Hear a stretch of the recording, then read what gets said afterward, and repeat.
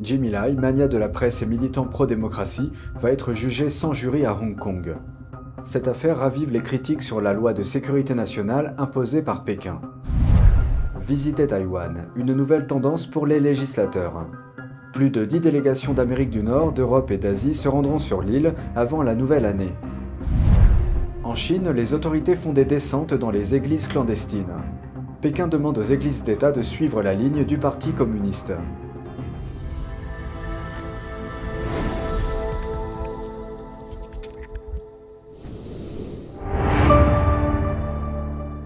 Bienvenue dans Regard sur la Chine. Une nouvelle tendance semble se dessiner parmi les législateurs, visiter Taïwan. Tout a commencé avec la visite très médiatisée de la présidente de la Chambre des représentants, Nancy Pelosi, sur l'île, et la réaction enflammée de Pékin qui s'en est suivie. Voici la suite. Taïwan est en train de devenir une destination clé pour les législateurs américains. Vendredi, la présidente de l'île, Tsai Ing-wen, a rencontré la sénatrice Marsha Blackburn à Taipei. Là-bas, elle a parlé de l'agression chinoise. Ils n'attendaient qu'une excuse pour intimider Taïwan.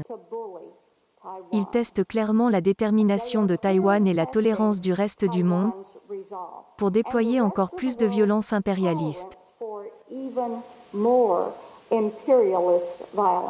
Dans un communiqué, Blackburn a déclaré qu'elle continuerait à se tenir aux côtés de Taïwan et de son droit à la liberté et à la démocratie. Elle a ajouté, je cite, « Xi Jinping ne me fait pas peur ».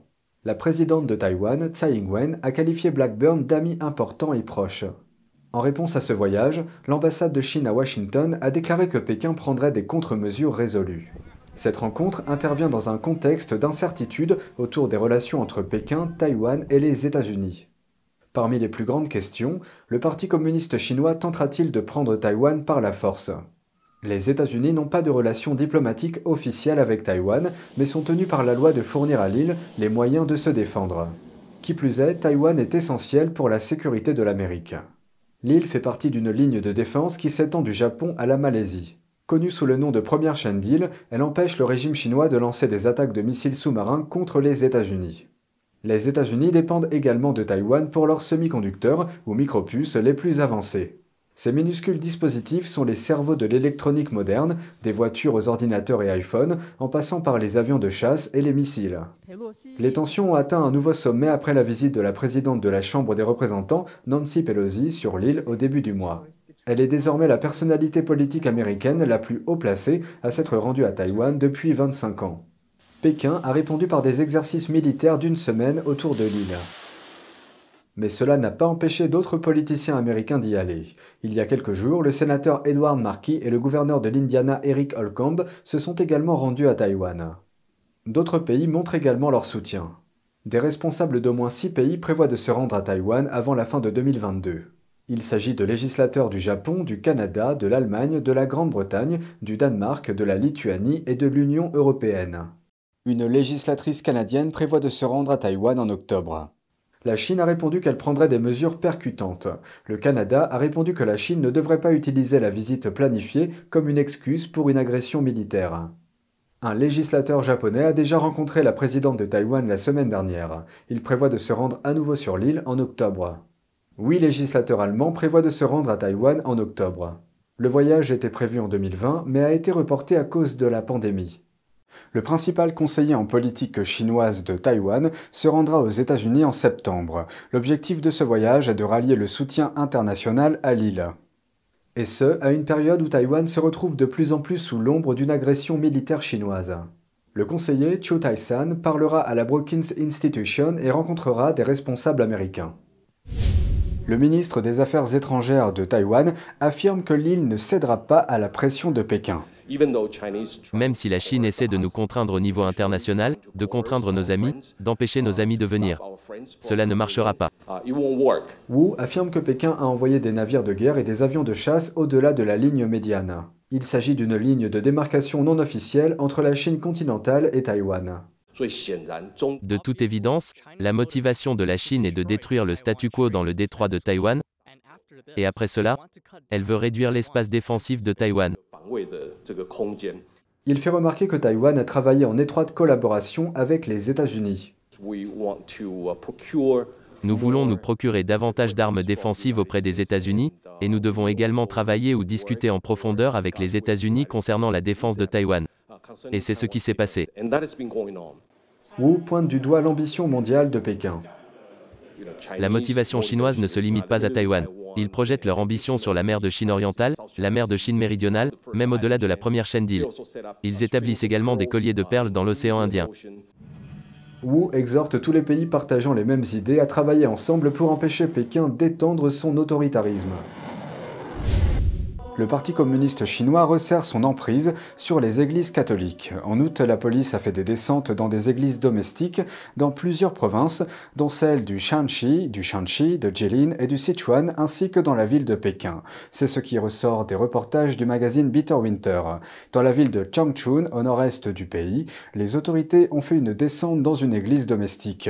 Des agents auraient battu des croyants qui assistaient à l'office. 2 femmes ont subi des crises cardiaques. Les autorités ont placé 9 personnes en détention. Dans le Shanxi, les autorités se sont présentées lorsque 70 membres d'une église de maison s'étaient réunis. La police a arrêté les adultes, bien que l'on ne sache pas exactement combien d'entre eux ont été placés en détention. La Chine compte environ 12 millions de catholiques, et leurs églises sont divisées en 2 groupes, les églises d'État et les églises clandestines. Les associations contrôlées par l'État rejettent l'autorité du pape, mais les églises clandestines la reconnaissent et font souvent face à des persécutions à cause de cela. En 2018, le Vatican et Pékin ont signé un accord historique. Il permet à Pékin et au pape de nommer des évêques en Chine. À la suite de l'accord, le pape a reconnu 8 évêques chinois que Pékin avait précédemment nommés sans son approbation. Dans le même temps, Pékin renforce son implication dans les églises d'État. La semaine dernière, un haut conseiller politique du Parti communiste a rencontré les dirigeants de 2 organisations catholiques contrôlées par l'État. Le conseiller Wang Yang les a exhortés à maintenir fermement la direction du Parti communiste et à pousser le catholicisme à s'adapter à la société socialiste. Wang a également demandé aux dirigeants des organisations de résister à l'infiltration de forces étrangères et de donner au catholicisme une forme plus chinoise. Un magnat de la presse et militant pro-démocratie de Hong Kong va être jugé sans jury. Cette affaire ravive les critiques selon lesquelles la loi de sécurité nationale imposée par Pékin sur la ville érode son système juridique. Jimmy Lai, fondateur du média Apple Daily, qui a été dissous par le régime, va être jugé sans jury à Hong Kong. Ceci après avoir rejeté des accusations qui prennent racine dans la loi de sécurité nationale de Pékin. Le procès doit commencer en décembre et durer 30 jours. Contrairement à Jimmy Lai, 6 anciens cadres ont l'intention de plaider coupable. Cela leur permettra probablement d'obtenir une réduction de peine. Et si Jimmy Lai est reconnu coupable des accusations dites de sécurité nationale, il risque la prison à vie. Âgé de 74 ans, Lai est un magnat des médias et un militant pro-démocratie. Il était une figure emblématique des manifestations pro-démocratie de 2019 à 2020 à Hong Kong. Lai a été placé en détention après que la police a fait une descente dans les bureaux du siège d'Apple Daily en 2020 et a confisqué une grande quantité d'objets numériques. Lai purge actuellement une peine de 20 ans de prison. L'agence de presse française AFP a vu une ordonnance de procès réservée à un juge pour Lai, disant qu'il y a, je cite, « un risque de pervertir le cours de la justice si le procès est mené avec un jury ». Au lieu de cela, il sera confronté à un panel de 3 juges sélectionnés par le gouvernement de Hong Kong. Mais les observateurs juridiques internationaux craignent pour le système juridique de Hong Kong et affirment que le procès uniquement devant le juge constitue une préoccupation importante. La loi de sécurité nationale de la ville, introduite par Pékin, a sciemment éloigné les affaires du système de procès par jury de Hong Kong. Les détracteurs de cette loi estiment qu'elle constitue pour Pékin un outil utile pour écraser les dissidents. C'est tout pour aujourd'hui, merci d'avoir suivi Regard sur la Chine. On se retrouve demain pour une nouvelle émission. Prenez soin de vous et à bientôt.